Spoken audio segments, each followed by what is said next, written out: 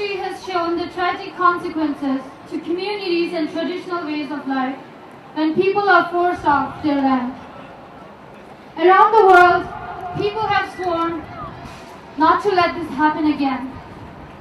Yet the policy China is carrying out right now inside Tibet is a death sentence for Tibetans and especially for the nomadic community. For millions of years, Tibetan nomads have lived sustainably on the land and are the guardians of Tibet's fragile environment.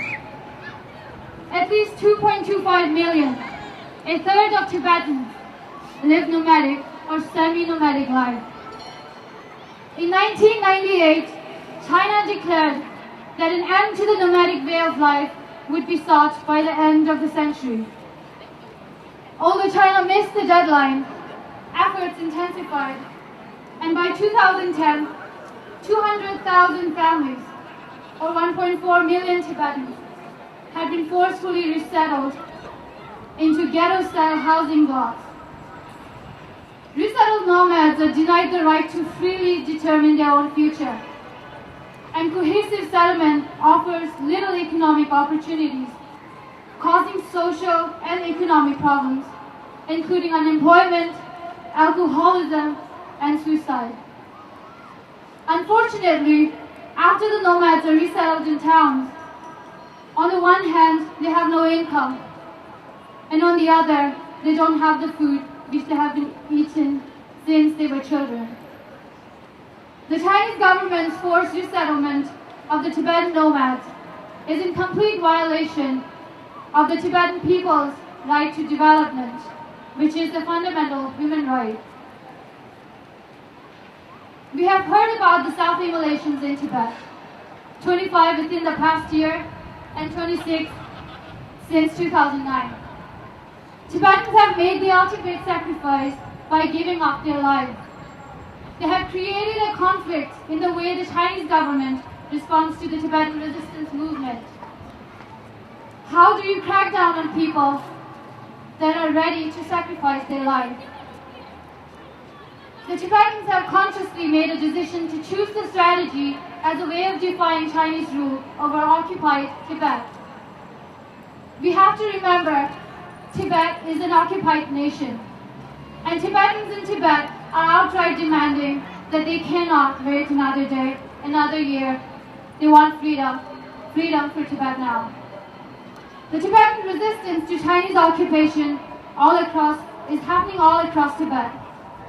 To share a few of the success stories of Tibetan people's non-cooperative and civil disobedience movement, Tibetan villagers have successfully halted a controversial mining operation that threatened the drilling of Mount Kawakabo, one of the most sacred peaks in Tibet, situated on the border between Tibet and Yunnan province. When the villagers' request to withdraw the mining project was repeatedly met with abuse and threats from the local Chinese officials and the mining company, the villagers threw $300,000 worth of the mining equipment into the New River. In the face of mass protests and mounting tensions, the mining company was forced to leave. Another homegrown people's movement that has emerged in Tibet since the 2008 uprising is the Hakar movement. Hakar means White Wednesday in Tibetan, and Wednesday is considered special by Tibetans because it is the sole day of the Dalai Lama. Every Wednesday, a growing number of Tibetans in Tibet are channeling their spirit of resistance into social, economic, and cultural activities by eating Tibetan food, wearing Tibetan dress, and eating only Tibetan food to support the Tibetan restaurants.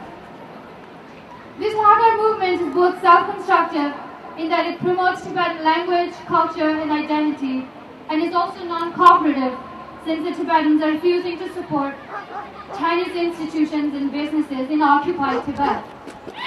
These are actions Tibetans in Tibet have taken on a grassroots level through non-violence means to resist the illegal Chinese occupation of Tibet.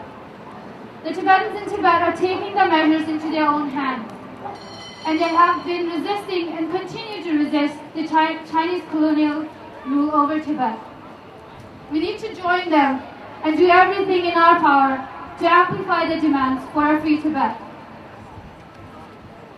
In the past year, Egyptians, Tunisians, Libyans, Syrians, and the people around the world have risen up and shown the world that the time is up for dictators.